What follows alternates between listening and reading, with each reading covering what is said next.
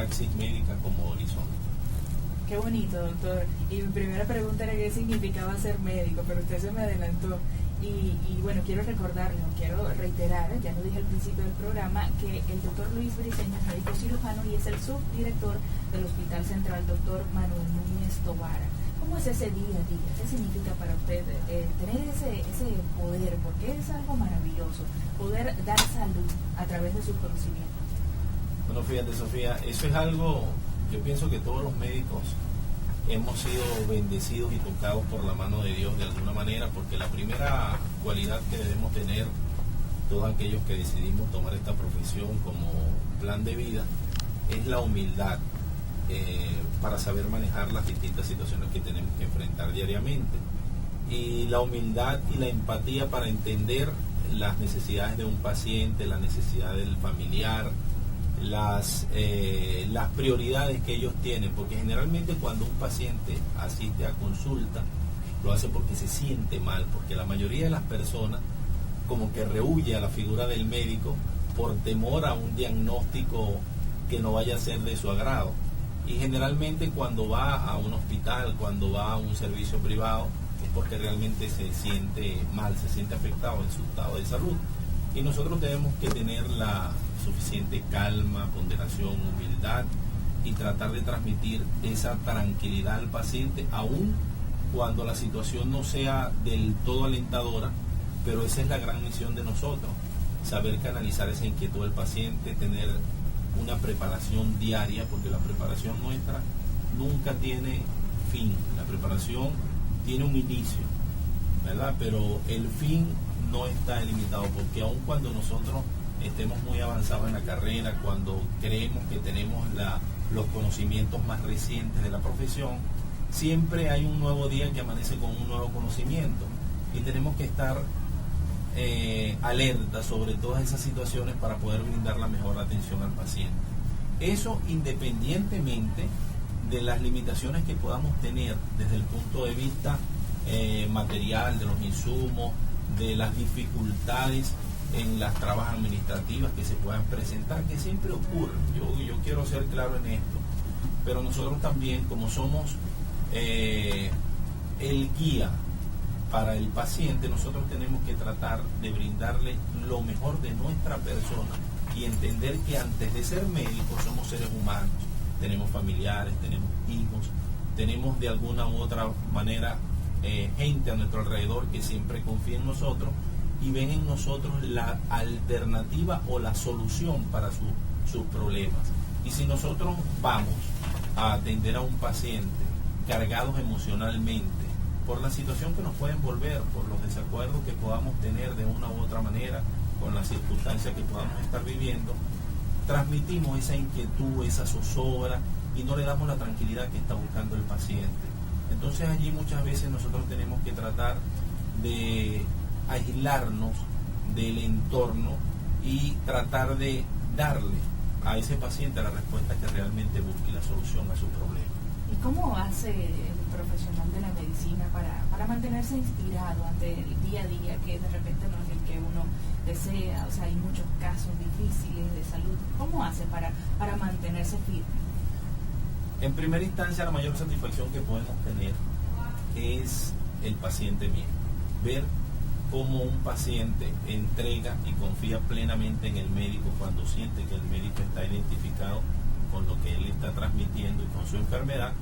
Y segundo, ver la mejoría que puede presentar ese paciente. Se presentan muchos casos, Sofía, en que nosotros, por circunstancias del destino, no podemos interrumpir el avance de una enfermedad, ¿verdad?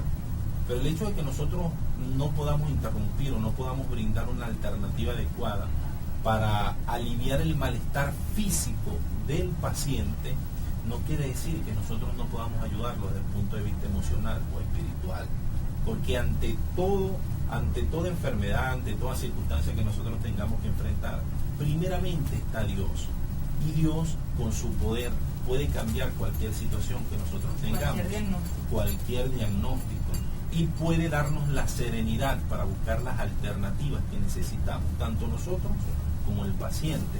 En primera instancia yo tengo una forma particular de pensar que yo cuando voy a ver a un paciente siempre le pido a Dios que sea Él que actúe a través de mi persona, que yo soy un instrumento de Dios para poder ayudar, porque la verdad total no está en mí. Y le pido que me dé palabras, que me dé conocimiento para yo poder transmitir esa verdad a ese paciente y poder ayudarlo de la manera más adecuada. Entonces hay que tener también esa conciencia del poder o del poder que uno tiene para poder cambiar ciertas realidades. Y el primer poder, entender lo que es nuestra manera de enfocar el problema, la manera como transmitamos a nuestro paciente esa situación que está viviendo, y tener por encima de todas las cosas a Dios presente en cada una de las situaciones que vayamos a enfrentar. O sea que podemos concluir que más allá del conocimiento científico, el tocar las emociones de modo correcto en ese paciente es una de las cosas más importantes, ¿verdad? La primera medicina que se le brinda a un paciente tiene que ser una atención cordial, una atención cálida, que el paciente sienta confianza en el médico que lo está tratando. Cuando un paciente no se identifica con su médico, podemos utilizar la mejor terapia que hay en el médico. Pero si el paciente no se identifica con su médico, esa terapia no le va a servir, porque hay falta de calidez, hay falta de empatía con el paciente. Y lo primero que tenemos que hacer es tratar a cada paciente como que fuera un familiar de uno, como que estuvieras a tu hijo, como que estuvieras a tu mamá, a un hermano, para tratar de transmitirle al paciente que antes que un médico está un ser humano detrás de un escritorio, detrás de un consultorio, y que puede confiar y transmitir toda la información o todas las inquietudes que él tiene con respecto a su enfermedad. Ese es el primer paso. Qué bonito, doctor. Ese debe ser el modelo a seguir por todos sus colegas. De verdad que me siento complacida porque usted era el indicado para venir hoy. De verdad que lo felicito en su día y también por ese planteamiento que nos hace. Doctor, ¿cuántas horas trabaja un médico hoy en día? Porque también el cansancio influye.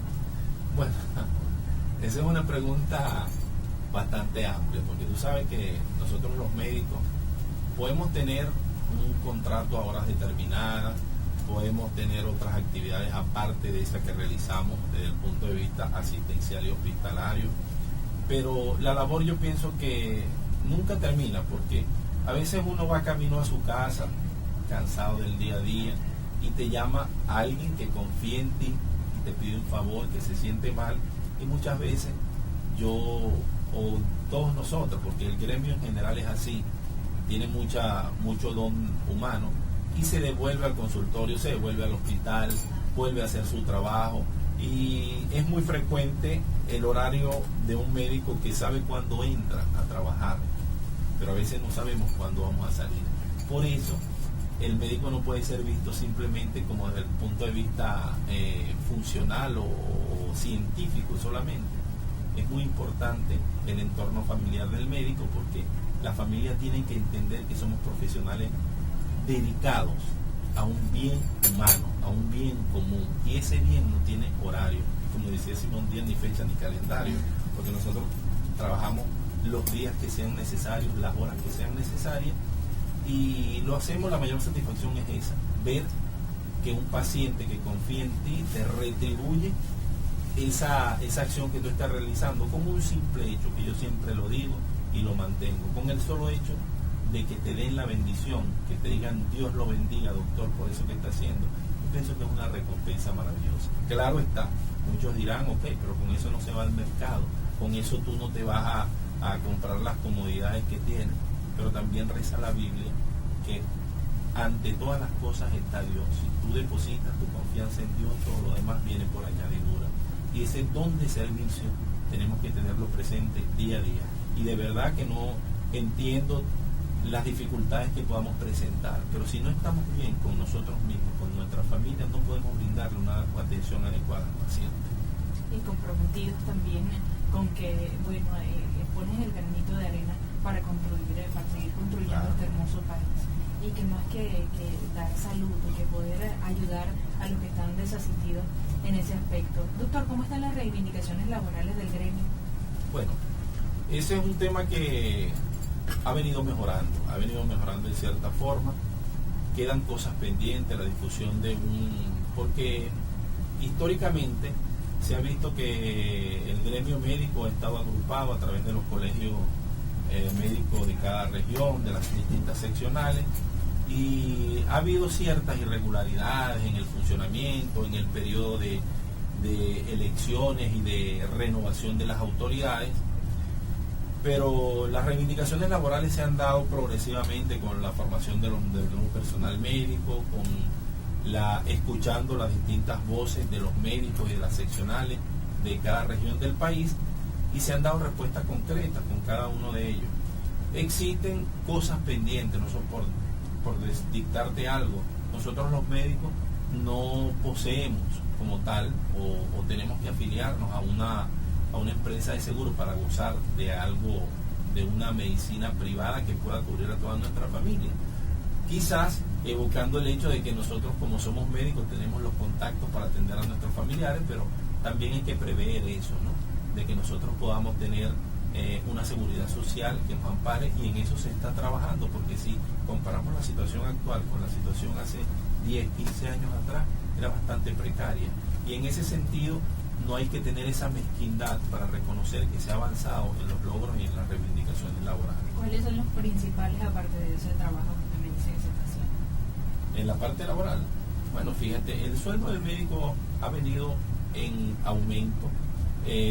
La preparación y las facilidades para la preparación de los médicos que se están graduando para optar a las distintas especializaciones cada vez han sido mayores. La preparación universitaria y el acceso a la educación universitaria se ha masificado a nivel nacional, no solamente en la carrera de medicina, en todas las carreras universitarias. Y antes, para optar a un posgrado, tú veías que teníamos que pasar muchas trabas. Era hacer un compendio con todo lo que nosotros habíamos hecho, después de eso presentar pruebas que realmente eran bastante escabrosas, pues, y si optábamos o queríamos optar por una determinada especialidad, habían 100, 150 personas concursando y habían 3 cargos. Entonces se hacía bastante difícil el acceso a la especialización. Actualmente se ha mejorado mucho eso. Prácticamente el médico tiene, una vez que se tiene una disciplina, como debe tener todo médico, tiene un acceso relativamente rápido a las especializaciones, y eso es algo que todos nosotros buscamos. ¿Y es costoso, doctor, o ahí disponible a nivel público? A nivel público se están dando todas las... Yo te puedo decir, por lo menos nosotros, antes el Hospital Manuel Núñez Tovar tenía en el área de medicina interna, hay colegas que me manifiestan que eran 2 o 3 residentes para el posgrado de medicina interna. Actualmente tenemos 11 médicos residentes del primer año de medicina interna, que hay una población bastante extensa, y así en las distintas especializaciones. Se ha abierto la capacidad para brindar la especialización a las distintas ramas de la medicina, y eso es algo muy, muy positivo para todos nosotros.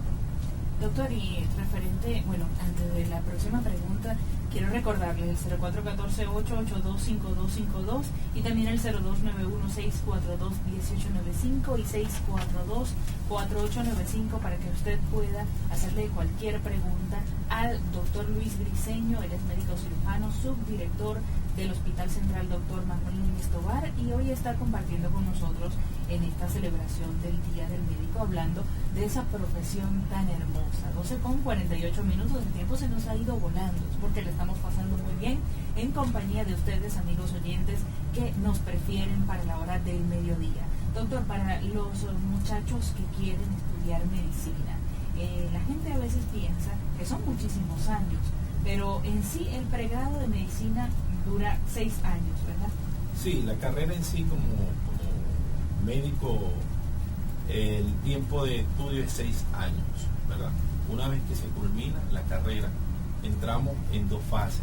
Una fase es ir a la alternativa de la medicina rural, hacer el artículo 8, que es el médico rural, que es 1 año más en una población rural, o hacer un internado rotatorio en un hospital o en un centro de salud en la ciudad, que constaría de 2 años. Una vez que se culmine ese periodo por la alternativa A o B, ya nosotros optamos por hacer otra figura que se llama resistencia asistencial en una determinada especialidad, o ya puedes concursar directamente a la obtención de una especialización. Y la especialización posteriormente dura 3 años y hay subespecializaciones de esa misma que se está haciendo que te pueden durar 2 años más. O sea que es una carrera bastante extensa en la preparación profesional.